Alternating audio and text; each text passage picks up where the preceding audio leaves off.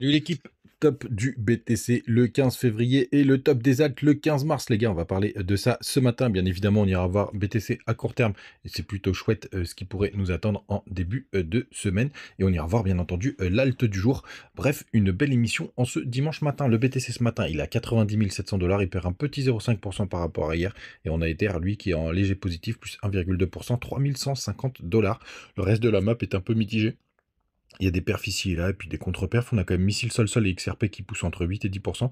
Crypto Klebar, il perd 4%, mais vu comment il avait performé, c'est tout à fait normal. Avax qui prend 6% ce matin. Stiba qui perd 4%. Belle perf du côté de DOT qui prend un joli 8%. XLM, le petit frère d'XRP, qui prend 31%. On a Ethereum classique qui est en forme. Ça fait longtemps qu'on l'avait pas vu celui-là. 16%. Bonk qui est chaud patate.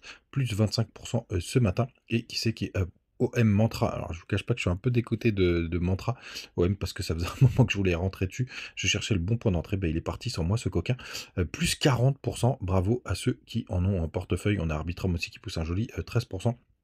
Et à la 50e position, c'est Phil qui clôture la marche, plus 8,7%, pendant qu'ING, je suis obligé d'en parler, qui prend un joli 9%. Les gars, du côté du daily du BTC, on est toujours dans notre range, dans notre zone de range, on le voit mieux en 4 heures, donc c'est pas très intéressant d'en parler. Sur le weekly, on va avoir une belle bougie verte de clôture, hein, une des plus belles qu'on ait eues. Enfin, ça fait déjà 3 semaines qu'on est dans le vert. Donc historiquement, on peut aller beaucoup plus loin en restant sur des bougies vertes, hein.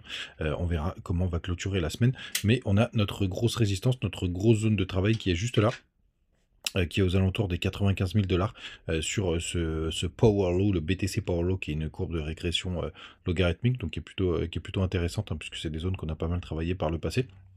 Donc on va voir ce que ça va donner tout simplement. Mais vous voyez, quand on était en 2020, on était à peu près sur cette zone et c'est après qu'on a eu un décollage aussi assez fulgurant sur le BTC. Donc ça c'est plutôt chouette. Comme je vous le dis dans plusieurs vidéos, c'est quand on break la TH que tout part. Et vous le savez, j'ai aussi une possibilité que le bull run des alts commence fortement la semaine prochaine. On va voir du côté du long short ratio, on a toujours une majorité de personnes qui sont en long sur cet indicateur. Donc ça, vous savez, c'est plutôt une très très bonne nouvelle. Et la meilleure nouvelle, les gars, c'est que vendredi, on a clôturé les contrats CME à 91 985 $. Et pourquoi c'est hyper chouette, les gars? Bah, tout simplement, vous savez que quand on a un décalage entre le cours et la réouverture, bah, ça crée des gaps. Le dernier, il était juste là. Mais pour moi, qui n'est pas un gap de rupture, parce qu'on ira le combler, à mon avis, en bear market, mais qui est un gap de début de bull run. Et ici, on va en avoir un petit, mais qui sera à la hausse. Et celui-là, je suis quasi sûr qu'on ira le combler.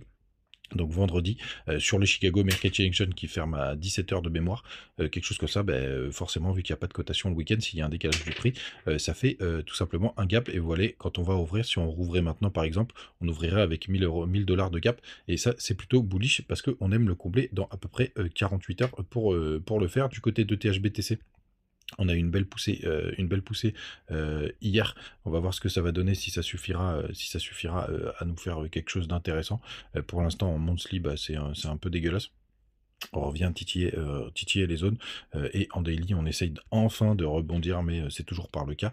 On va voir bien évidemment ce que ça va donner. Et la Bitcoin de nuance qui a eu une belle correction hier. On a confirmé, c'est pas un M-top ici à proprement parler parce qu'on a une petite chasse à la liquidité juste avant, mais souvenez-vous, on a besoin que ça parte à la cave. Et pour l'instant, grâce un peu au même, grâce un peu à Ether qui s'est un peu réveillé hier, et Missile Sol, etc., donc on a quand même une petite correction qui pourrait se former du côté des autres indicateurs. Déjà le range pour l'instant qui suit à perfection, ce range dont je vous ai parlé très tôt, qui pour l'instant fonctionne à la perfection. Et vous le savez, on a besoin d'un range sur BTC pour être peinard.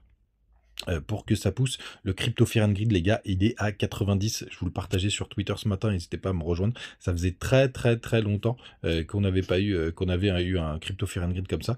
Donc ça fait vraiment plaisir. Alors ça arrive très souvent de l'avoir en bull run, de l'avoir pendant très longtemps très très haut. Donc rien de dramatique de ce côté-là, c'est tout à fait normal. Mais bien entendu, c'est surtout ceux qui ont du Bitcoin et des mèmes qui sont chauds les marrons chauds. Et c'est vrai que moi, mes quelques mèmes coins que j'ai, ils sont plutôt chouettes. Hier, petit constat, on a toujours une baisse aux alentours de, allez, entre 15 heures et 17 heures, même si ça a bien repris entre temps. Mais c'est plutôt pas mal. Où est-ce qu'elles sont mes liquidations? 400 millions de liquidations quand même, hein, sur les dernières 24 heures. Ça liquide fort quand même pour un week-end. Les fundings sont toujours à 0,01% du côté de Binance, donc ça c'est plutôt une bonne nouvelle. Qu'est-ce qu'on a d'autre? Bah, c'est déjà pas mal. C'est déjà pas mal comme information. Et sur les autres indicateurs, bah non, bah c'est tout. Les gars, n'hésitez pas à me rejoindre du côté du Telegram, on partage toujours des petites infos, des petites news. Vous avez le lien directement sur la page YouTube. Pareil, sur YouTube, vous avez le lien vers BitGet avec pas mal de petits bonus. Vous en avez aussi des petits bonus comme ça pour BingX, Mexer et Bitmart. N'hésitez pas à en profiter. Vous avez le TikTok qui n'arrête pas d'exploser. Les gars, vous me faites vraiment des vues de malade, ça fait vraiment plaisir. Et puis c'est parti, on continue la vidéo avec ma théorie possible, donc avec un top du BTC le 15 février et les alts le 15 mars. Alors on va revenir déjà sur ce petit graphique. Ce que je voulais vous montrer, c'est qu'au dernier bull run, quand on a breaké la TH, après le nombre de mois qu'on a mis pour aller chercher le top. Et vous voyez, c'est sur cette bougie qu'on a breaké la TH. Donc c'est exactement ce qu'on est en train de voir ici sur la bougie. Bah, c'était la bougie de ce mois. Vous voyez, novembre 2024. Et là, c'était décembre 2020. Et vous voyez, on a mis après 1, 2, 3, 4 mois pour aller chercher le top. Donc, qui était en avril 2021. Donc, plus clairement, ça nous ferait quand même un top plutôt aux alentours de février-mars. Donc, même le 15 mars, ce serait pas mal pour un top du BTC. Mais il va falloir quand même rester vigilant à partir du 15 février, les gars. Ça va être une date importante. C'est pour ça que j'ai avancé la date dans mon analyse. Puisque, de toute façon, ben, on a un mois d'avance par rapport au cycle précédent. Et vous voyez, on a fait le top en avril 2021. Alors ici, je ne reparle pas de ce top parce que pour moi, c'est une correction, tout simplement. Mais pour moi, le top, il est là. Et la chose que je voulais vous montrer, donc ça nous amène le 15 mars. Mais vu que le bull run est rapide, il faudra faire très très attention. De toute façon, on a ce RSI qui nous indique, qui est très pratique, parce qu'il nous indique tout simplement où est-ce qu'on pourrait avoir le top. Donc je peux vous dire qu'en février-mars, si on est sur cette trendline, il ne faudra pas traîner pour sortir. Alors ce qui va être un peu particulier, je pense, dans ce bull run, c'est que je pense qu'on va rester pendant très longtemps sur des zones hautes. Je ne serais pas surpris même qu'on fasse une épaule tête-épaule pour nous emmener en bear market. Je pense qu'on risquerait de rester longtemps, ce qui serait quand même une bonne nouvelle pour les alts. On aurait peut-être un top beaucoup plus tard. Mais en tout cas, les gars, les vendeurs de rêves, moi je vise quand même plutôt entre 130 000 et 170 000 $, en tout cas dans cette zone. Et si le BTC est là-dedans, il faudra sortir. Par contre, bien évidemment, le plus important, c'est de savoir quand est-ce qu'il va falloir sortir des alts. Et je vais vous montrer ce qui s'est passé par le passé. Donc je reviens hop en weekly sur le top de 2021.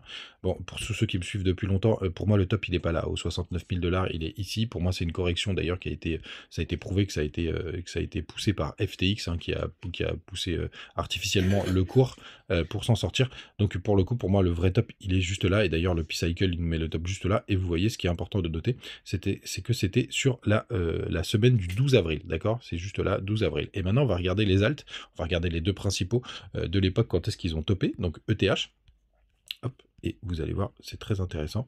Encore une fois, ici, pour moi, ça c'est le deuxième top, j'en parle un peu moins, mais ça a été sur ce top qui est juste là, hop, et vous voyez, c'était le 10 mai, c'est-à-dire un mois plus tard. Allez, 3 semaines plus tard. Ça veut dire qu'il devait y avoir un décalage d'à peu près 3 semaines, un mois, pour les tops des alts, et on a exactement la même chose, regardez. 10 mai, on a exactement la même chose du côté du BNB. Donc pour le coup, les gars, je considère vraiment que ce sera vraiment une zone très importante. Je vois beaucoup de gens parler d'octobre. Et effectivement, alors si on a le scénario qui n'est pas impossible, justement avec octobre, qui reste tout simplement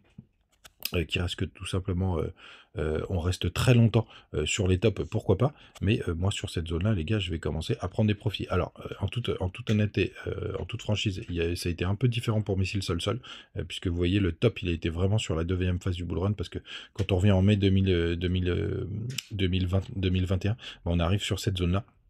Et après, on a eu une seconde phase de bull run qui a touché le top du BTC, donc c'était en novembre 2021, encore une nouvelle fois. Tout simplement, du coup, et là pour le coup en plus FTX avait beaucoup de missiles sol, donc pour moi ça reste quand même biaisé, même s'il y a quand même quelques alts, et vous devez le savoir, qui ont fait reformer sur la deuxième phase du bull run, sur la grosse phase de correction, donc qui sont allés jusqu'à novembre 2021. Allez, je fais vite fait l'alt du jour, parce que sinon je vais plus respecter la règle des alts une fois par jour. D'ailleurs, n'hésitez pas à mettre les vôtres en commentaire, et tout simplement c'est notre ami ICP. Alors ICP, je vous en parle en plus, j'ai trouvé ça plutôt pas mal. C'est dommage, il a pumpé par rapport à hier, mais vous voyez, regardez, on a eu une grosse poussée, complètement, barjo, sur cette phase de bull run et on a été rechercher des zones qui sont hyper intéressantes. Je vous le trace direct, mon Fibo, on le trace ensemble. Comme ça, en plus, vous pouvez voir comment faire. Hop, et vous voyez, on a été rechercher parfaitement la zone des 0,786 et depuis, on tente de faire des W dans des W. Alors, sur du long terme, on reste toujours dans des bonnes zones, hein, parce que entre les 0,618 et les 0,786, bah, c'est toujours des bonnes zones, hein, c'est là où rentrent les professionnels. Donc, c'est plutôt pas mal. À minima, sur cette alt, on devrait dépasser au moins les 20 $. Et après, il faudra regarder les capitalisations. Et si on fait pas je ne serais pas surpris quand même qu'on aille à minima chercher plutôt moi les 60 $. Donc ce qui ferait une belle performance. Mais on est sur des grosses zones long terme. Alors sur du tout petit court terme, c'est pas forcément l'idéal, encore que on est en train de break. Hop. On est en train de break un joli W, donc pourquoi pas. Mais on est juste un petit peu en dessous. Idéalement, il faudrait revenir, mais ça a déjà été le cas aux alentours des 8,46. Mais si le marché est boule, je suis pas sûr qu'on y retourne. Mais en tout cas, ça reste quand même un point d'entrée qui est intéressant. Alors je vous le dis direct, vous ne ferez pas des performances stratosphériques sur ICP parce que ça reste une grosse capitalisation. Tout simplement, comme la plupart du top 20, on va dire. Il est combienième ICP? Merde, avec la nouvelle configuration, je le vois pas. Bon, c'est pas grave.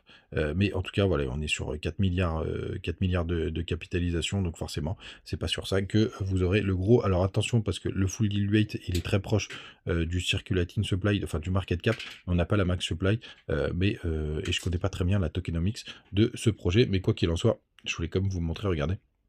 Le price vs le market cap, on a quand même quasiment retouché les plus hauts quand on est arrivé sur les tops en mars 2024, pour ceux qui étaient là, pour ceux qui s'en souviennent. Donc les gars, grande méfiance, la tokenomics avait été quand même assez violente. Je ne sais pas si c'est encore le cas, ça il faudra vérifier de votre côté, mais ICP, où est-ce qu'il est dans le classement? J'aimerais bien le voir. Et il s'est fait complètement sortir du top 50. Ah, il est là. 31e. Donc c'est dans ces top, enfin dans le top classement, c'est là où enfin c'est pas là où vous aurez les meilleures performances. Les gars, vous savez tout. N'hésitez pas, les petits bonus en commentaire. N'hésitez pas à mettre votre acte du jour. N'hésitez pas à utiliser aussi les liens vers Telegram, Twitter, etc. On se rejoint tous là-bas et bon dimanche. Ciao.